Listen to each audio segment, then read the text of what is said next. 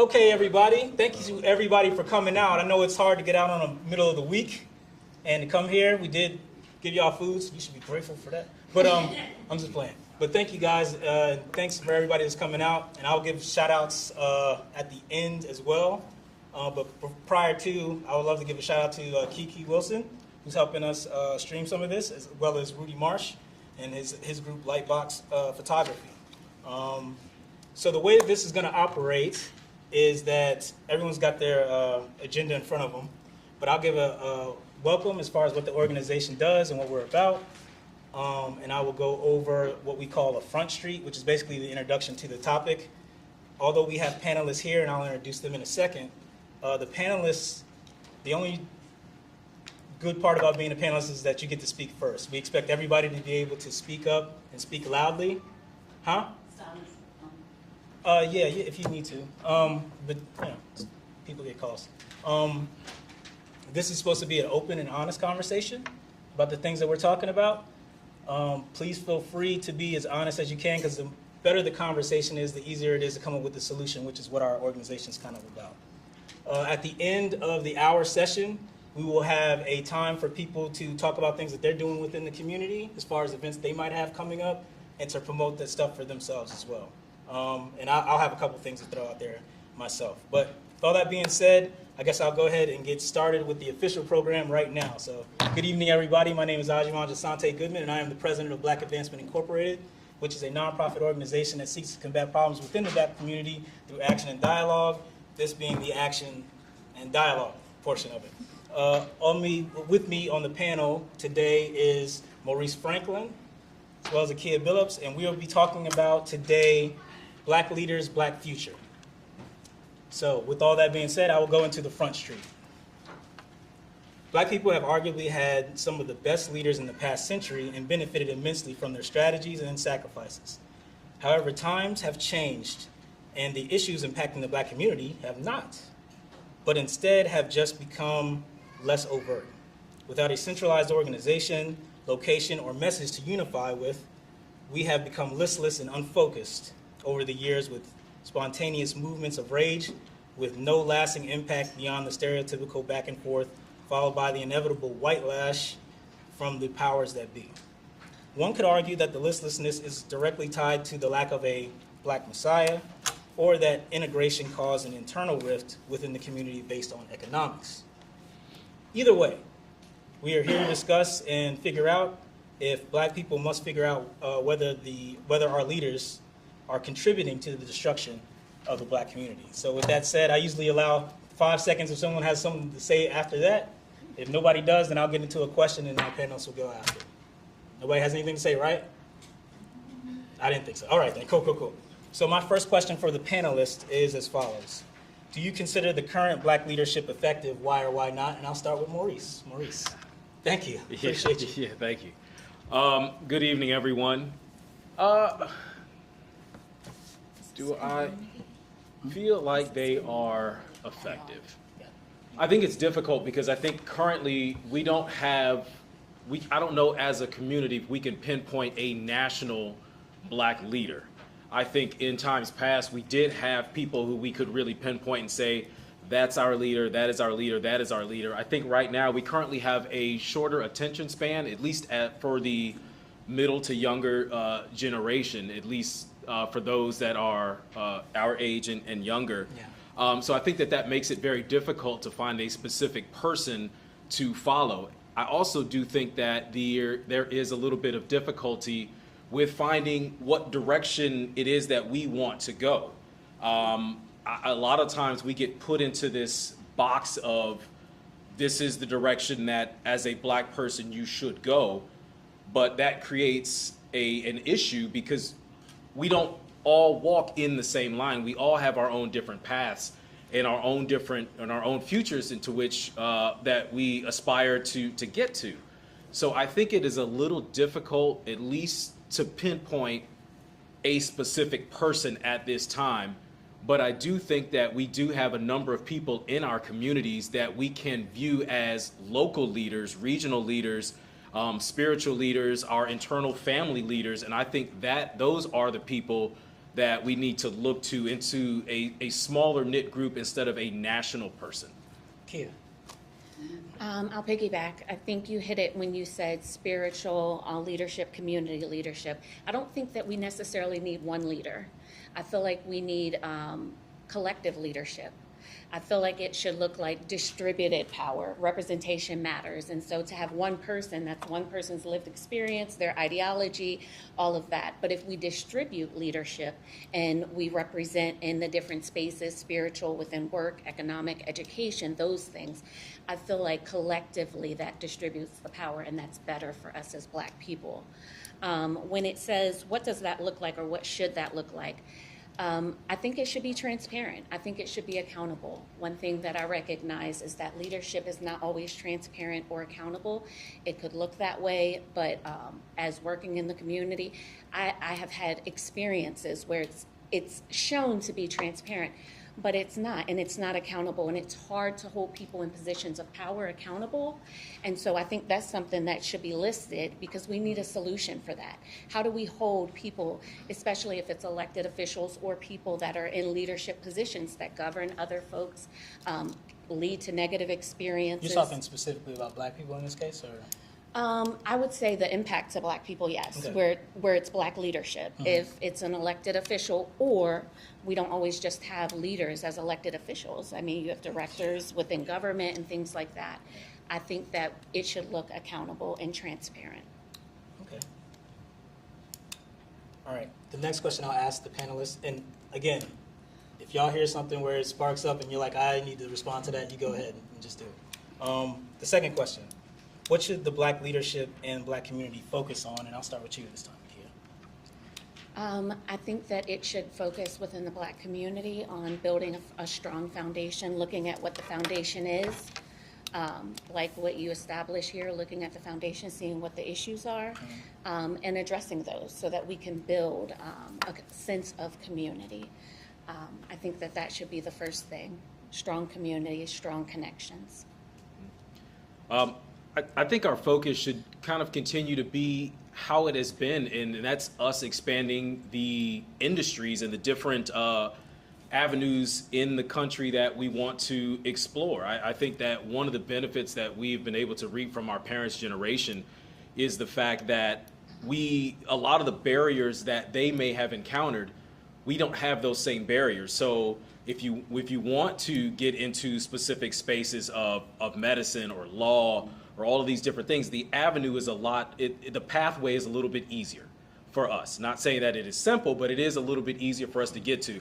So I think where our focus needs to be is continuing to expand our reach, our understanding, our knowledge, our experiences, because what that does is that then trickles back down to our nieces, our nephews, our kids, our grandkids, to everybody around us. And then that shows them these are the different places that you can go. There's no limit to where you can get to. There's no limit to the reach. There's no limit to the experiences that you can have. Really, there's just, that's where I believe our focus should be, is really just continuing to get out there, to learn, to grow as a people, and to gather a lot of the experiences and knowledge that for a long period of time were really kept from us. Can I piggyback? No, you cannot. Yeah, go ahead. Ajay may not have told you guys, he did not give us the questions ahead of time. That's not what we do here. So what I also think of is what the Black community could focus on is also ourselves, our individual selves. One thing that I have done since 2020, doing a lot in the community, is I had to take a break to focus on myself. Out here striving for the best for the community and realizing that I got to put my own mask on, in the airplane analogy, before you can go put somebody else's on. And I might not even know how to put it on. We all have different lived experiences. And so the way I think and the way I was raised and what I think respect is may not be translated to somebody else. And so I think within the Black community, we've also had racism, trauma. Those things have impact on how we show up. So I think we should focus on ourselves and looking at ourselves before we're going to show back up, because that can do harm as well when we just show up with passion and or purpose, but we haven't done the internal work to make sure, hey, is this going to be helpful or harmful to the community? Do you guys think that the stuff that we have going on nowadays is listless in terms of like it doesn't have really any direction? It's a buckshot kind of rage and upsetness as opposed to having a coordinated plan to do something? Go ahead. No, I don't. I think everything is localized. Most movements are, No, go ahead. people between like minds. So like people will you're gonna find your group, find your tribe, and find the way to move forward. I think I see more individual like pockets of people doing things. The people that seem to lack direction right now seem to lack community, in my opinion. So like the more they find their community, the more they're able to find the direction and the mission that they want to build towards. I think that the general narrative that we don't know what's going on, I don't think that's accurate. Okay. Yeah, I agree. I think we all find our spaces and our battles to fight. And I think some of the lessons that we learned in the past was we may not all necessarily be able to be in the same space, moving in the same direction specifically all the time. That doesn't mean we aren't constantly moving forward. That just means we can't sit in one space together, because then if somebody comes to stop you, we're all sitting in the same space. It makes it a little bit easier to do that. But when we're all over the place, passionately fighting, moving forward for the things that we want, it makes it extremely difficult to stop any one particular movement, because our movement is everything, everywhere, all the time. Do you think we're doing that now? Absolutely. Absolutely. You I think we're mean, doing that now? I think some are. Okay. I don't think. Shut up. Go ahead. I don't think it's all. I think that some are, yes, and that makes it easier when you narrow that focus to know that, hey, this is a ripple effect. I'm here to do this part. But you do have people that have not quite found their tribe or found their sense of community, and that can be exhausting. Yeah. Yeah. Yeah. because and again, I don't know most of you in here. I do know some of you, but I don't know most of you in here. And I'm not sure what it is that you do for your profession, if you're of age to be a professional. But I can almost guarantee most of us aren't in the same line of business or weren't in the same line of business. Right. There's a multitude of us in here, and I think that is where our focus is and should be. It should be reaching out into the different spaces, again, that behind those doors that were closed off to us in the past, and really breaking down those walls and those barriers and letting, again, our communities, our siblings, our children know, hey, these avenues are possible for you. I'll say it, I don't mind. So I'm an air traffic controller, and we've been in the news lately. It is a very closed off world. So out of the 11 or so thousand controllers, maybe about 800 look like me. As far as black women, there may be 100, 150. It's a very small number of us in this, and we're short a bunch of controllers. Mm-hmm. So it's a world where until a friend of the family said, hey, this is a thing, I didn't even know it existed. But getting into that world, I've had now friends of the family, different people who've got into different versions of aviation. Some are getting into being a pilot, some are mechanics, others are also trying to be controllers, some do tech ops, like all kinds of different just experiences. They're like, whoa, we didn't know these things existed. And so those are the things where I believe that our focus as a community should be. Expanding our professional lives, expanding our knowledge, and really pushing that out to the people that we know, letting everyone know there is space out there for you. All right, I'm going to move on to the next question for some. Oh, go ahead. I have a question. Oh, for the God. Go, hon. So with the attack on diversity, equity, inclusion, that's happening nationally right now, how do you believe that we should navigate these spaces and still feel comfortable in the positions of leadership? That's a good question. You want me to go? Oh, you can I can go first. I can go first. Yeah. I think that one of the things that I wanted us to get towards today was the idea of us making moves for ourselves within our own community. I think that what we sorely lost sight of and what we sorely lacked when we integrated, just no other way to say it really, than when we integrated was the idea and the opportunity to be able to collective aside, and I'll give it for instance. There's probably a better way to do this. So this year when they started getting rid of all the DEI programs for all these different places and stuff like that, people said, you know what? We're not going back to Target anymore. A whole bunch of black people said that, right? And it's impacted them a little bit, for sure. I'm sorry, what? A lot. Thank you for that contribution. I appreciate it. No, but yeah, it has, right? But the question that popped in my head when I saw that was, you know, we should have had our own Target by now. We should have had it, but we did not focus to do that because we thought we were part of the country in the way that we thought we were part of the country, so to speak.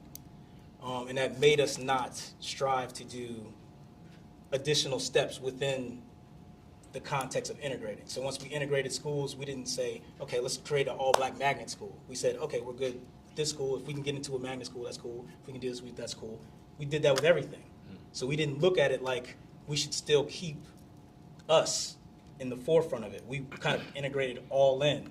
And we said, okay, we're all in on this America thing. And it turned out that it was exactly what it was before. At least that's how I saw it. Go ahead, I'm sorry. I saw someone sign up. I was being thirsty. I apologize. Go ahead, man. Good evening, everybody. My name is Frederick, and I'm a graduating senior economics major at Howard University. Oh. Oof. I've gone to HBCU. I've seen enough black people to last a lifetime. I understand completely where you're coming from when you say we invest in ourselves in the idea of the American dream. Mm-hmm. And there is almost a redundancy that comes from constantly being disappointed by people's point of view of like how black people are. I agree with you wholeheartedly. At the same time, my mom always says if somebody tells you who they are, believe them.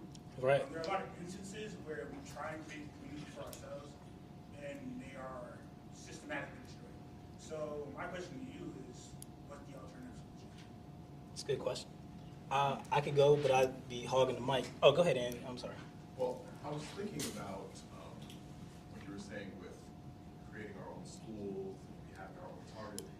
I'm wondering whether that would have worked, or if we would have had the capital to do that. No, that's a fair question. In the past. And then also, I'm thinking about, there was a strong black school movement. Mm-hmm. You know, like you think of CIBI, but I forget what it stood for. It was like a community, an organization of black schools. Their height was in the 1970s, but they continued all the way through. There was actually, I think there are a few that are still around, but they gradually died off. Well, most of them did. So I mean, so there were some of us who did attempt that, but it's kind of like what Sister was saying here. There are things where we might say that black people haven't been doing them or haven't done, but there are groups of us who have been doing them. That's true. So at no point have we really ever moved all doing one thing, and I don't think that's necessarily what we should do, but it's just, even if we say that it would be ideal, that's just not how things generally work. We're part of a flow system. You know what? But anyway, that's what I'm saying. I'm skeptical of the idea that we would have the capital to do some of those things. And then we've definitely tried to maintain our own schools, and that's had its own challenges. Okay, I'm just going to go on the record here. Andy is wrong about everything he just said. Okay, I'm just playing. Akkiyah, did you have something that you wanted to throw in for that? You were asking for solutions. I'll just say my feedback to that is I'm with you with what do we do with that? Do we build our own? Do we not? I would say from what I've seen historically, we've built our own, and systemic racism have been created barriers for us not to be successfully at doing that. And so I'm with all the discussion that is that the option, is that not? I mean, we still deal with systemic racism in 2025. Has it gotten better at not being so over in our face? I mean, I guess when you can go to work and now to make a complaint for racism, you have to prove it yourself. And so I feel like it's been more difficult to uncover systemic racism in some categories, is what I say. So I don't have a solution for that, because I feel like we're still facing the challenges. It's just new ways, new day. Yeah. Maurice, you want to go on?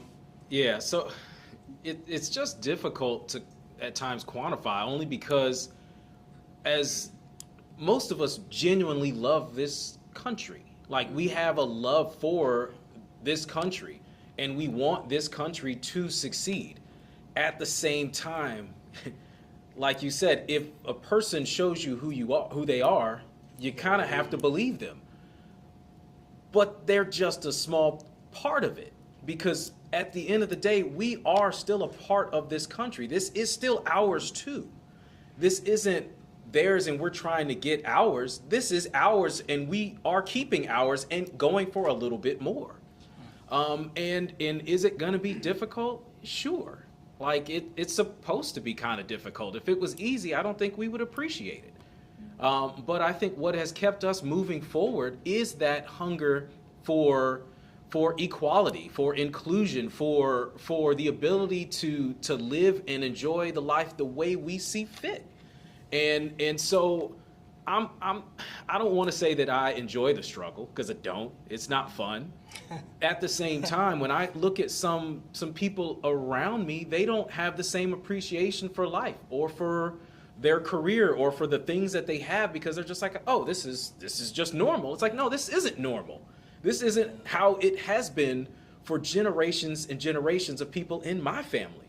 And so it is amazing at times that I can see like Akkiyah, and I can see folks like him that are breaking down barriers that his grandparents could have only dreamed of. And so I don't necessarily want us personally to have we don't need another target. There's already a target, and there's really only one target. It's not like there's a bunch of I don't know about that. I don't know about that. Go ahead. Could you clarify? Which part? No, we can go. Which part? The part about we don't need another target. Maybe I should be quiet to hear. No. This is how it's supposed to go. Because we definitely need something else. So I always joke and say that I'm from the rural Wakanda, Prince George's County, just up the road. Wow, that's amazing. And Shout outs. It's amazing. Because I grew up seeing all black everything. And no, was it perfect? No, but what is? And moving outside of PG County, hearing people's assumptions and complaints and like assessment, and having never been there, hearing people say things like black people don't have culture, like, okay, just because you don't like it doesn't mean it's not culture. But I do think that there is great value in us having our own economic systems, our own schools. I had the privilege of going to an all-black school started by Nanny Helen Burroughs in 1909 in Washington, D.C. Like, one of the reasons why I struggle so often in Frederick is because I know who I am. Every day I was hearing like black history. That was my regular experience. So I think that without having our own, like ours, our money funded it, our hands operated, like it's blood, sweat, and tears from us going into it. Like you said, we won't appreciate it. But we also won't ever be able to really be free if we don't establish our own systems. And though it's never going to be perfect. Right? People say, oh, well, it's all black people. You know how black people are. Look at how everybody is. Like, I've been living in Frederick, and I am sorry. I am not convinced. Like, diversity, I'm okay. It's just that I like the mountains. That's really what keeps me here. So, Go ahead. so can I? No. Can I actually Yes, finish? go ahead. Okay. Go ahead, finish your point. So to finish my point, when I say we don't need another target, we don't need another this, we've seen that model, and we know how that works, and that doesn't work for us. So we don't need that. We need our own thing, and we don't need it to look like the way the current corporate structure is, because that doesn't work for our community. So that's what I'm saying when I say we don't need another Target. I don't want another Walmart. That doesn't mean I don't want a black-owned company that's as big as Walmart. But yeah, but at the same time, like we don't operate as a culture the same way some of them do. We look at things differently. If we have an elephant, we're all eating. We're not just keeping it all to ourselves and letting it spoil. So I don't want us to have that style of business because it doesn't work for us. We don't necessarily thrive in that. As a fellow HBCU person, Hampton, but it's okay. Real issue. The real one. Real issue over here. Call him out. It's Call him out, Reese. completely different. So Call him out, Reese. my wife and I have these conversations all the time because she went to Temple in Philly. And so that's a completely different experience of college that she had. And that's great for her. She got the education she needed. But she says all the time, I wish I went to Hampton because she missed some things that are just unique to us. And so that's our thing. So I love the way Hampton is. I don't want Hampton to be like the University of Maryland. No disrespect to anybody if you did go to the University of Maryland. I want Hampton to stay being like Hampton, Howard being like Howard, Norfolk State being like Norfolk Let's State. not get carried away. I mean, but I can, you know, so that's where I'm at with what I was saying to complete my thought. It's okay. No. That's not it. Edge me on. Hold on, no. So, hey, what she just did, I want everybody to try to do. Like, if you got something, go ahead. Well, my thought is, as we still mourn the loss of one of two of the oldest survivors of the Tulsa race riots, I'm thinking about the fact that, and I'm wondering about whether or not we have not gone back there because that fear has now been embedded into us as they desired it to be. But there is a need, like you said, we're isolated within our communities. How many of us have the exposure to an air traffic controller outside of your family and can actually have these conversations and learn about these positions and network and dream about something bigger? You think about, again, our schools right now, and there was a time when there was, it was a respectful position to be an educator, especially one of color in our communities. You know, you were invited into the table and you were highly regarded.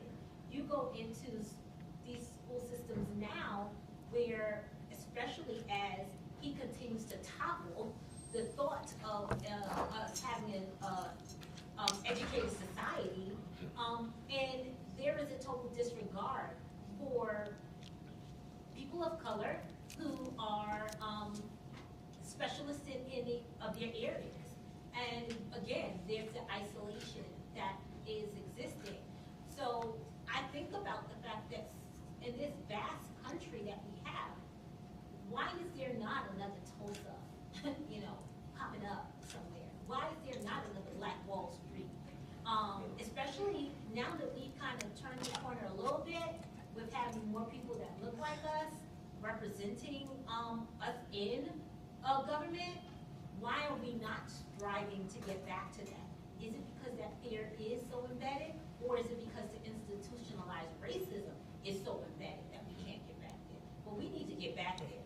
So that's we don't need Target, we need another Black Wall Street so that our babies can see there lies the possibility. That woman lived for 111 years to tell her story. You can't kill us all. Chad, you had your hand raised. Go ahead. So, Chad Wilson, I'm a Black educator, male, special education, master's degree. I didn't go to HBCU, I went to PWIs. I think a lot of times that we are afraid to insert ourselves into spaces where we're not comfortable.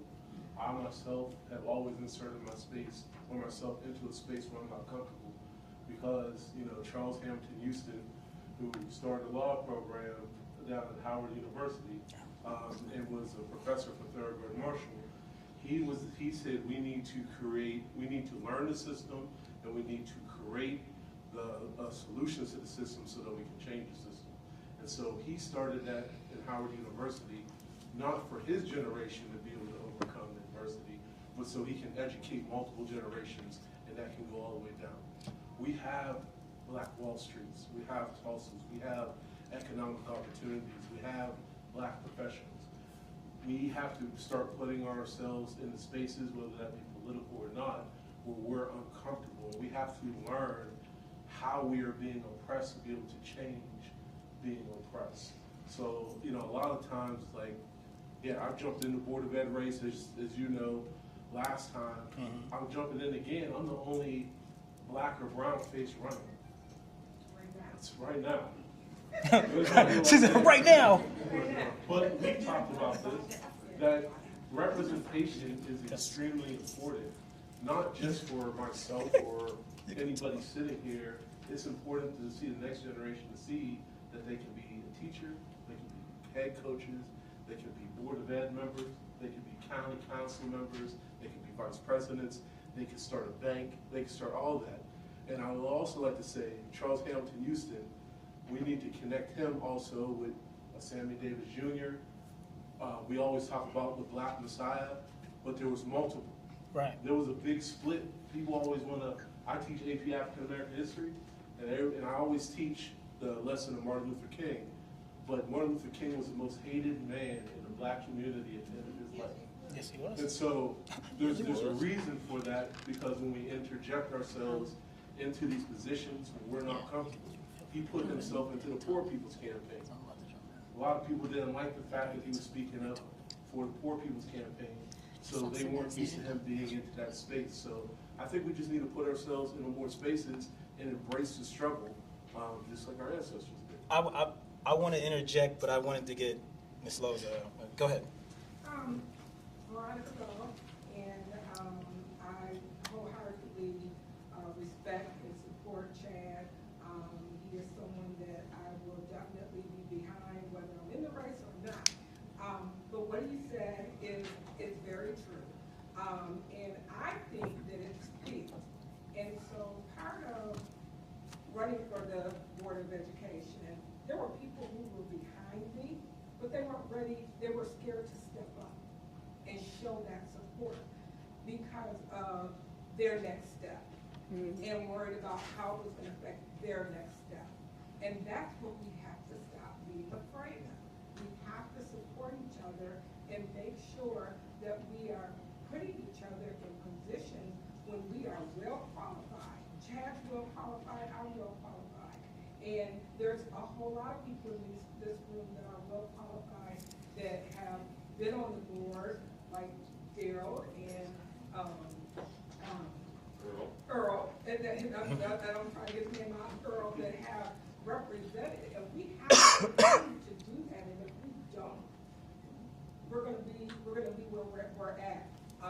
We just need to support each other. I had something piggybacking off of something that you said, Chad, and I can pose this for the room, and then I'm gonna let Akkiyah take us home on this one.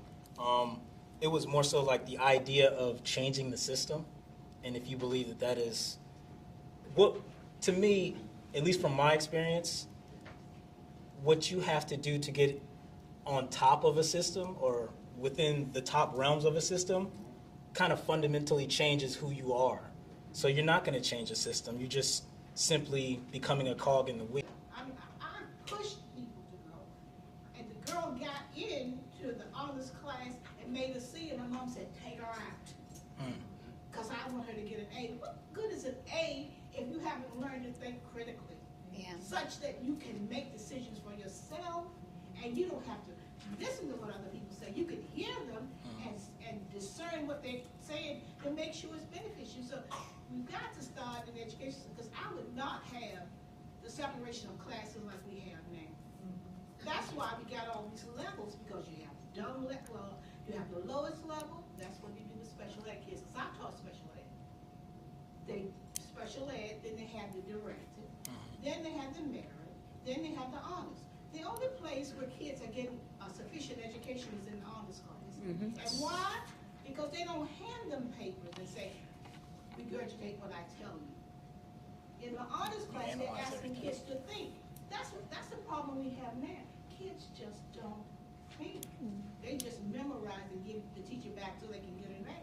But parents have to come. I mean, I did all I could while I was there. And I would say, parents, come in here. I can't take off work. You take off to do everything else. Take a day off and come into school and sit in the building and see what's going on. Because that's where our children, and so our kids don't understand the gravity. They say, Ms. Roberts, why are you always making us do things? Because I came from a country school where we had just poor resources. Here you have all of this information and you're not taking advantage. Go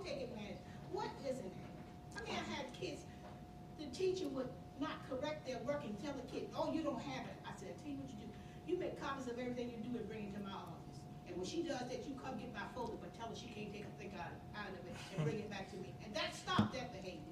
But you need the parents, whomever is in charge of that child, to come into that building and say, listen, what are you doing here? I need to see what's going on. Earl and I had to do it with our own children. You wouldn't think because I was in education. I would have to do it.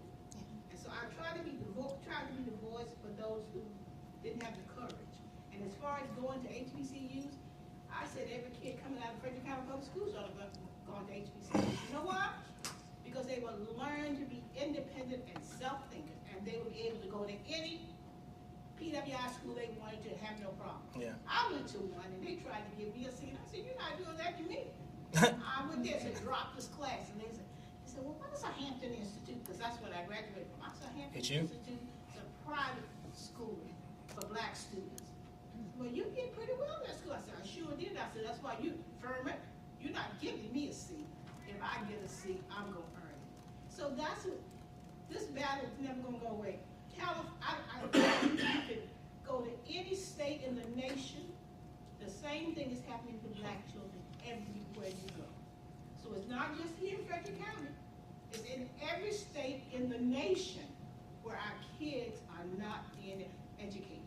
So we need to go into the educational system and say, hey, let me see some of them honors class. Let me put some kids in those honors class. And then we have to support them. That's the thing. Yeah. Because they don't know how to access those systems, because the teachers are not going to be kind. I'll tell you that right now. Mr. Boffman. Yes, and I agree wholeheartedly. Yeah. Robert. It starts with education. But then after education, we forget the other important piece. Economic opportunity.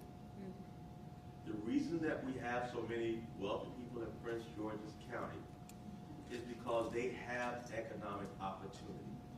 They can go after their dreams because the system is open for them. Here in Frederick County, the system is closed to us.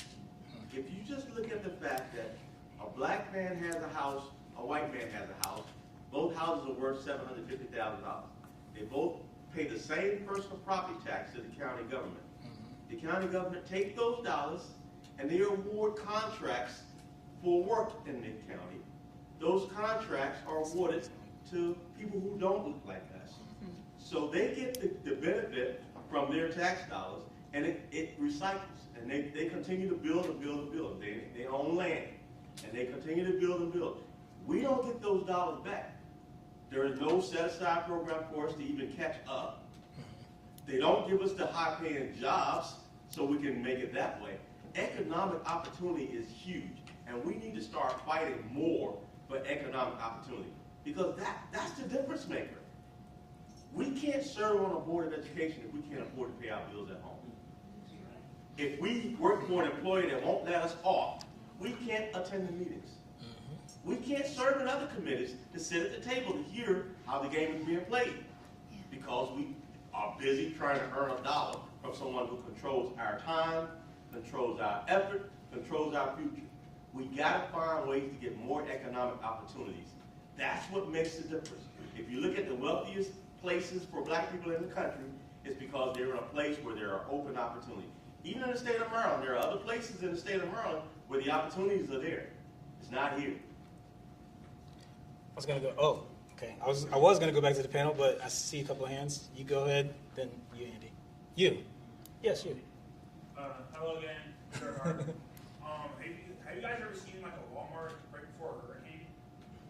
It's a bunch of people running around frantically grabbing anything they could possibly need or want.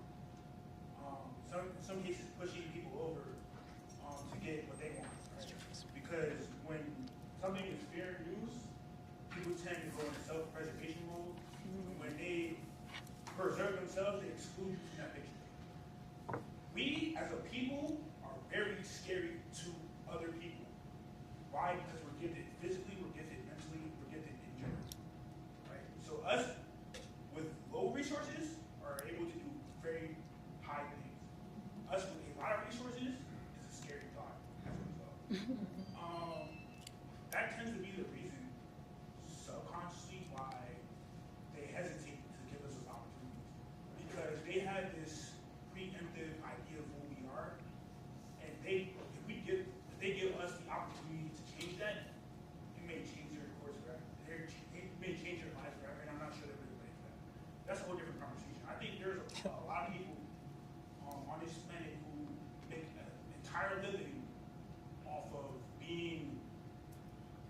brand-friendly delight.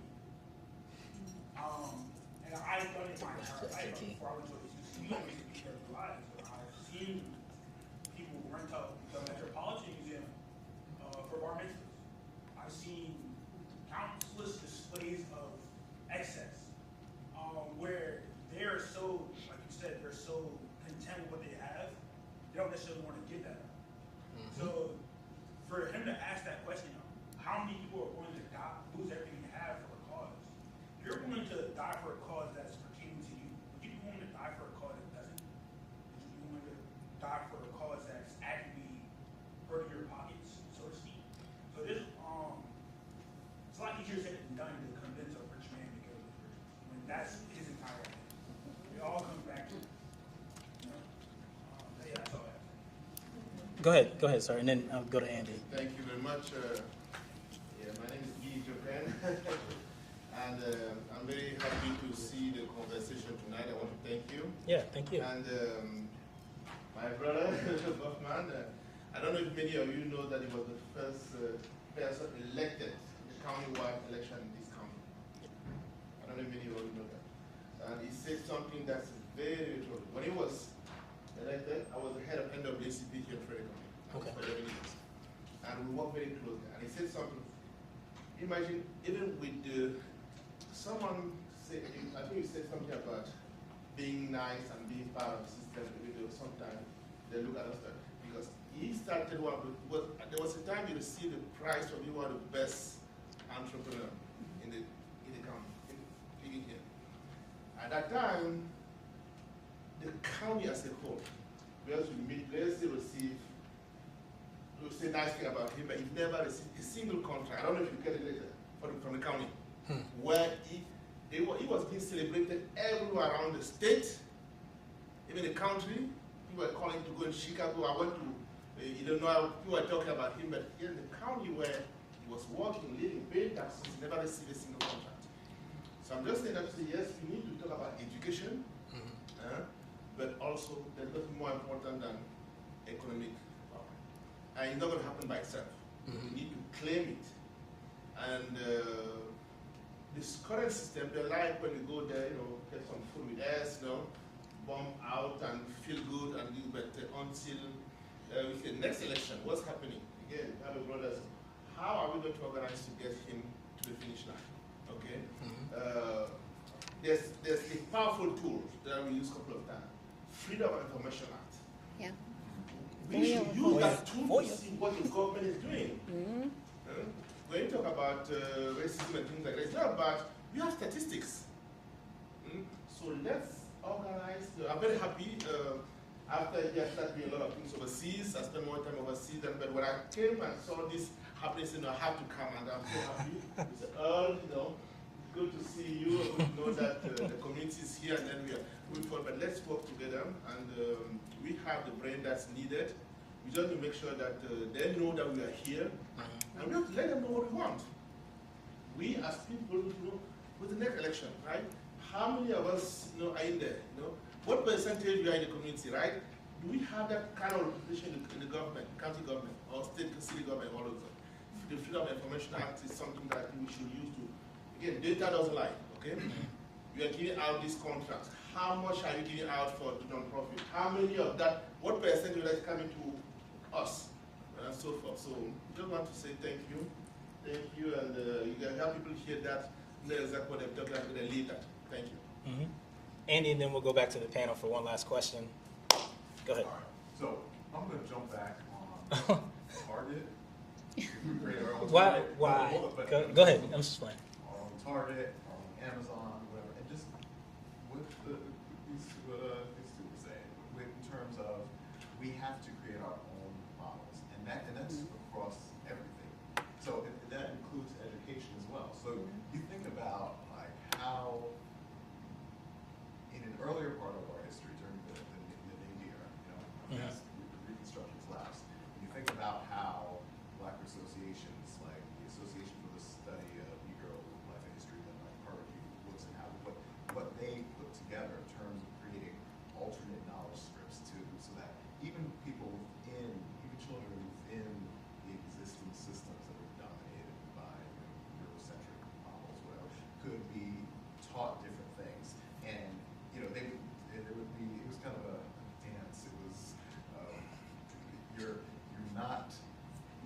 system, you're wearing the mask of compliance at some points, but then you're doing something else. Right. But the thing is, you're constructing and operating within an alternate model, whether you're within the social structure space, the space that they control, or whether you're in a space that we don't, that's within our own space. But what's necessary is community. Like, that's where everything comes back. So, like, for creating, through changing education right now to create like an alternate system that can run parallel to what is dominant, but then we are creating something in parallel and living in it right now. If it's the same thing in politics, like, in order to be able to communicate to someone about, okay, this policy affects you, this politician is doing this is what they're planning, you should know about this. The only way to actually do that is through cultivating and establishing community. Because I know that I've been paying a lot of attention to that, especially considering thinking about just recent elections over the past few years. It's, you know, if you talk to my neighbors, they would necessarily not have an idea about school. Like, I can tell you, the last election, I talked to people who they had no idea who was running for school board. Candidates. But, you know, And people get talked out of their vote right there in front of the poll. But then I seen it happen. They don't know who these people are unless they Seen it happen. research Right or there. they receive something in the mail. But the thing is, if we're connected, if we cultivated that community, then we can transmit that information. We can make decisions. We can let people know what's going on. And again, that's the same with politics, it's the same with education, and even with economics, where we might not get to make a target, might not make it from Amazon, we might not have the capital to do that. And it's not necessarily desirable to have what they have. We can create something. All right, I'm gonna. I've been watching online the whole time. Okay, we got a lady in the back. We got a sister in the back. Let's go. Sister in the back. Let's go. So, there's a few people, a few faces I don't know in here, but that's why I wanted to come here. My name is Lisa Chandler, and I'm the newly appointed county division director for the Division of Family Services. Oh, she came here to flex. Okay, I see. So you came here to flex? Is that what you did? Actually, I mean, it's flex, but it's also an all-call. And I've been making this all-call since before September, because I was actually the deputy director, and I've been in this division for 5 years. I've lived in Frederick County for 20 years. I grew up down the street in Gettysburg, Pennsylvania, so I know this avenue is pretty heavy here. So I've gone through the struggle. I understand this piece of it. But I've been doing all-call because one of the initiatives that I work with and the funding that I receive is actually through the governor's office in West Palm. So I've been working on this Enough initiative. I've done an all-call. We just received our second approval of grant funding through the Enough initiative to end child poverty in critical areas, high poverty areas. One of the things I'm going to tell you right now is that I'm not seeing a show of our people that are coming. And I need to see that. We are affected. We do reside on the Golden Mile. The Enough initiative will spread throughout all of Frederick County, and so I need people here. Additionally, there's another component of this as the L&B Director, Local Management Board. That is additional funding that comes to the governor's office. Many of you have small businesses that work with children, youth, and families in our community. I'm not seeing you coming to the L&B on this. I'm making this all full, so the information is there, and I love what Brother Guy said as far as Freedom of Information Act. Anything that comes out, any opportunity of funding that is there and present, anytime we put this out, it's public information. We need you to read.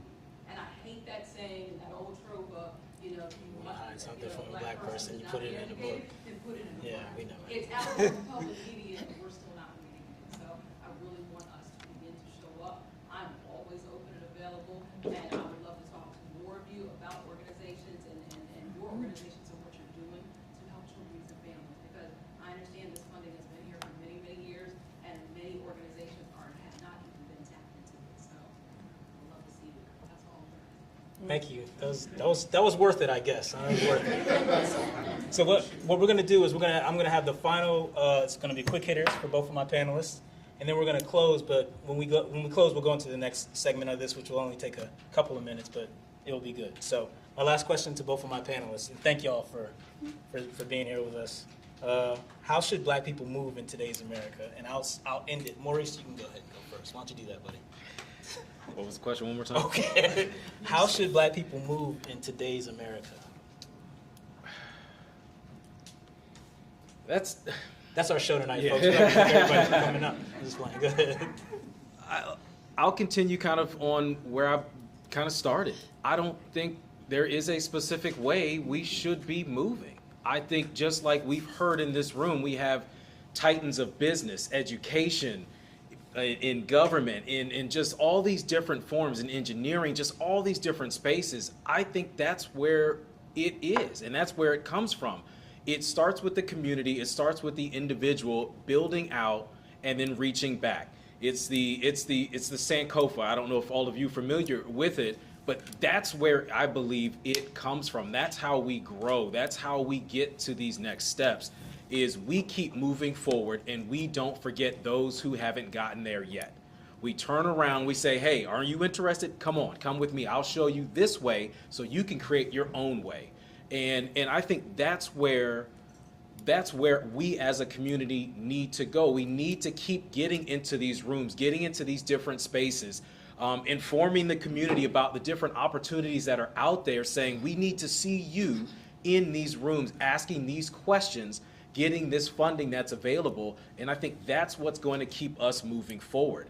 I would not like to see our community continue to pigeonhole ourselves into one space, because I think then we get stuck and then we get too competitive with now there's only so much room for a person to get through. So the only way for me to get there is to pull you back just a little bit, not all the way down, but just a little bit.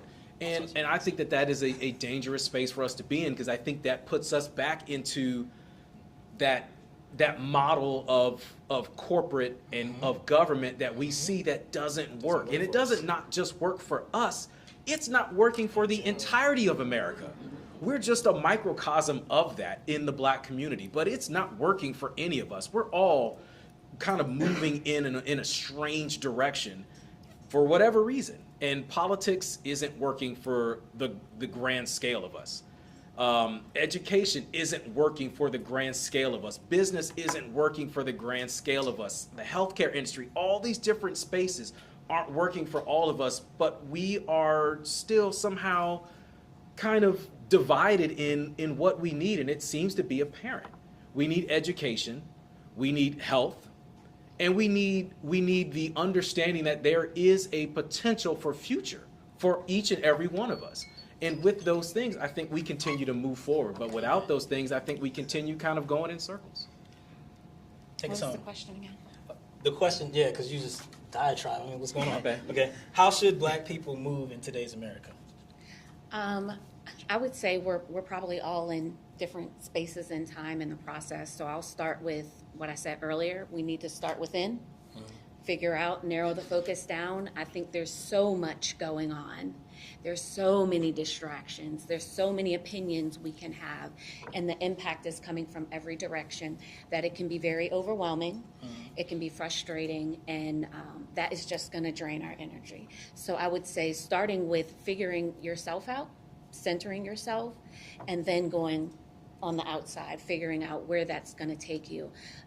Wherever it takes you, be strategic, be intentional, and educate and inform yourself. Like coming out and getting information about programs that we haven't taken advantage of. Like she said, we need to look up that information, understanding how systems work. If we want to be a part of something, understand how it works. You can't change anything unless you understand it in the first place. So I would say that's a start. Because I feel like I've talked to enough people to know we're all in different places and spaces of time. Tiana spoke about her experience. Her experience was growing up in a Black-dominated area. That is not my experience. And so it took to have a good friend that grew up in that experience. I grew up where I was one of the only Black girls. I grew up where they were pulling my pink tails. I grew up where they told me to go, put your head down, don't ruffle no feathers. What does that do to a child that grows up in that environment? And so our experiences are vastly different. So we do need to be patient with each other and let people show up and hear their experience before we pass judgment. I've seen some of the, some potential conversations that could take place get shut down just because two people had two different lived experiences that didn't meet. Allow one another. Conversation is very important. That's one thing that I took away from a lot of the demonstrations that happened in Frederick. We had counter protests that would come out, and people were just yelling at people. And I can remember the young people being very vocal about what they were going to say, and some could make mannerisms like middle fingers and things like that. And I had to look at these young people and go, girl, you want to go to school? Everything's online right now. Don't allow this conversation or this energy to cause you to react in a way that is going to hinder your opportunity. And when things settled, those people, we were able to have conversation. And I say that because that was a very tense environment.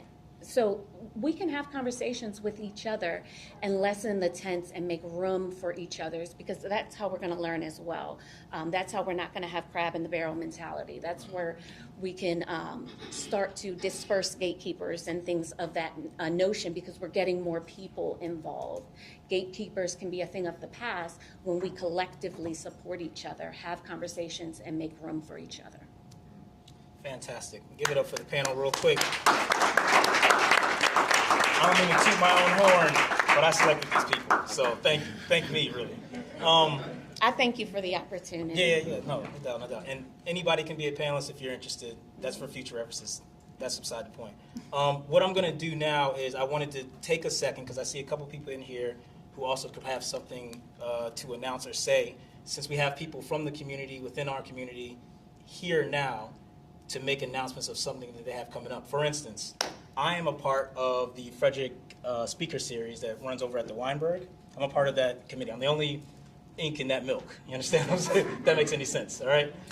So I push out a lot of more progressive ideas, and some years we hit, some years we don't. We got Chuck D, so y'all saw that. And we've gotten some other people over the years, the couple years that I've been a part of it. So, but this year, the two that we really pushed for and got was Walter Mosley, who was a black author. And if you don't know who Walter Mosley is, they made a movie of one of his books called Devil in a Blue Dress. Denzel Washington's in it, you should check it out. Anyway, but he is going to be speaking over there April 30th, and then Carol Anderson. Now, I'm a historian. I love Carol Anderson. Some of you guys might not know anything about Carol Anderson. You should look her up immediately after you leave here. She is going to be doing this, one of the speaker series as well, and that's in June 4th. Now, I'm not going to lie to you. The tickets are usually about $70. I'm just going to tell you that right now. But if you get the opportunity to, or if you need help with that, just ask me. Let me know, and I can do something about that. Also, I wanted to talk about Chad right here. He is running for Board of Education. I was going to make that announcement whether you came or not. So just understand that. Yeah. So if you get a chance to, you can talk to him about issues, or he can talk to you. He was, in my opinion, one of the better candidates of the last run and did not get an opportunity to be on there, but we should correct that this time, as well as you, Miss Lowe. Don't worry about that. Thank you. You thought I didn't see you. It's only you're in the way, kind of. Go ahead. I was asking if he was putting his name in for the vacancy, but he just told me. I believe that he is. Yeah, I believe he's also putting his name in for the vacancy as well. Are you still doing the launch? Yes, December 18th. In this room? In this room. Yeah. So if you're December 18th in this room, he's going to be doing that launch. And I have Ms. Natasha back there is going to be one of the keynote speakers. She's running for her. Oh, go stand up. Let the people. There you go.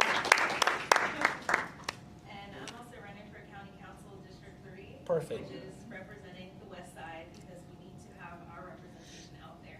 I have never lived outside of District 3, and I know the promises that were made to us and that have been broken to us. And I'm here to give that a voice now, and I'm ready to get really loud about it and advocate for all of us. So. Perfect. And this is I'm gonna shut up, and whoever else has something to promote or anything like that, after I give my shout outs here, please feel free, and then we can do what I call a snack and chat, which is basically where we putting stuff away. People start talking like, oh, I didn't like that thing. I didn't like the event at all, and they're eating while they do it. Let me finish first, and then I'll get. First of all, shout out to Kiki right here, who's doing the Instagram. Shout out to Rudy Marsh, Lytebox Photography. Shout out to Torrance Beck, who supplied us with the food. Smells so good, don't you agree? Yes. And that's all of my. And shout out to the actual public library for always keeping these kind of spots open and allowing us to do it without asking too many questions. I digress from that point. With that being said, peace in advance. Unless other people have other things to go ahead. I'm sorry. How y'all doing? My name is Brandon Chapman, local entrepreneur. December 17th. You got it right after our first parents and community group class. This is not for people who are like bad parents or court ordered. This is for people just like us in this room who know that parenting is a headache sometimes and it's just as much of a joy. But so we're doing that December 17th, and then we're also going to be launching Daddy Does Hair Night, and we have a couple of places where we're going to, dads going to learn how to put their baby's hair back in. I got 3 daughters, and I got to do their hair every morning. So I can't be the only one struggling, and I'm tired of just the ponytail. Pop, go ahead. Go ahead. Before we leave off of him, I just want to promote him. Emmy Award-winning 88 Vision. Hey. Emmy Award-winning 88 Vision. We have a modest man in the crowd, unlike some people who came here and just gloated on everybody. I'm not going to say any names. December 17th, 6 to 7, and it'll be at, it's going to be at Kellerton at my pool house. Cool. Pop, you had something? Yes, I did. That's good. Good evening, everyone. My name is Thaddeus Goodwin. I am actually this far. Just took all my credibility right there. So, we just had the election of the county, of the city council, and Dr. Shackelford gained the most votes in the history of Frederick City. As such, he should be president of the city council. For the first time in the 250-year history of Frederick, they're deciding they're going to try to put somebody else in as president. This is unacceptable. And I ask each of you to, now I put an email together, and I sent it out to some. I have copies of it there. If you give me your email addresses, I'll put them on a sheet of paper. I will send you the email with the information to send to the new members of the city council. There are 4 brand new members, Reverend Shackelford, Dr. Shackelford, and Katie Nash. Katie Nash finished 6 out of 7, and she's trying to become and stay president of the city council. That is not reasonable at this point in time. He got the most votes. He's the most popular one. He's got the experience. He's a 3-time alderman, the most experienced person in the city council, and he is in jeopardy of not being the president. This we cannot allow. The inauguration is on December the 11th at Weinberg at 10 o'clock. And we would like, if you could make it out there, please come out there for that. But before then, tomorrow morning, any days after that, I need you to send emails to those other members of the city council. I will give you the capability to do that. I give you the documents with their email addresses and the actual verbiage to send. I've already written it in 4 or 5 different ways. 4 or 5 different ways. That's great. Already asking what's going on while we have these conversations. And so we're going to tell them why we have these conversations because they're changing the rules when the rules should not be changed. So if you don't mind, yeah, go ahead. I'll get a piece of paper and get there. Yeah, there's paper back there. And then we'll put yeah. it on, and I'll send everybody that signs up a copy of the email that you can send, and please be present for the inauguration. You don't have to be a city resident to sign. Just send a notice in. I sent mine in, and I'm outside the city. And I'll piggyback on that. Many of you have our Facebook friend of mine. Please go to my page, and I have his speech that he wrote about his integrity and running, wanting to be elected the president. And if you just come to my page and hit share and put it on your page, so it helps to get it out to the vast community. That would really be helpful as well. Also, the vote happens at City Hall, not at the Weinberg Center. They did move the location. They moved the location to City Hall for the vote. So if you want to do any type of public comment for the vote happening, make sure you walk over to City Hall after inauguration. I got Andy. And I would Then say try to get there as early as possible, even if you have to miss the inauguration, and get over there and get signed up, because that was done purposely.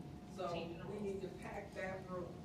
They know that we have a protest system in place. I've gotten calls from two The emails are being received. The emails are being received. The emails, great. That's wonderful. So I